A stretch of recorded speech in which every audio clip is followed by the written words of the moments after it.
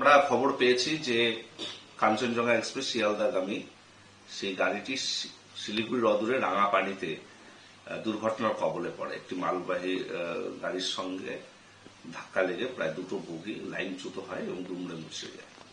হতাহতের খবর নির্দিষ্টভাবে না পেলেও বেশ কিছু মানুষ হয়তো হতাহত হলেও হতে পারে। উদ্ধার কার্যের কাজ চলছে। রাজ্য প্রশাসনের পক্ষ থেকে, দার্জিলিং জেলা প্রশাসনের পক্ষ থেকে উদ্ধার কার্যে নেমেছে। পুলিশ প্রশাসনের পক্ষ থেকে উত্তরবঙ্গ রাষ্ট্রীয় পরিবহন নিগমের সঙ্গে আমার সঙ্গে যোগাযোগ করা হয়েছে বেশ কিছু গাড়ি দেওয়ার জন্য, যারা আটকে রয়েছে যাত্রীদেরকে গন্তব্যস্থলে পৌঁছে দেওয়ার জন্য। আমরা সেই গাড়ির ব্যবস্থা ইতিমধ্যে করেছি। সেই গাড়িগুলো রাঙাপানির দিকে যাচ্ছে এবং আমরা আরো সিদ্ধান্ত নিয়েছি যে যদি দূরপাল্লার ট্রেনের এই লাইন বন্ধ থাকে বেশ কিছু সময় ধরে, অর্থাৎ আজকে, তাহলে আমরা কলকাতাগামী অ্যাটলিস্ট আরো এক দুটি বাসের সংখ্যা আমরা বাড়াবো, যাতে করে মানুষ নিশ্চিন্তে কলকাতা পর্যন্ত পৌঁছতে পারে। শিলিগুড়ি তেনজিং নড়গে বাস স্ট্যান্ড থেকেও সেটা আমরা ব্যবস্থা করছি।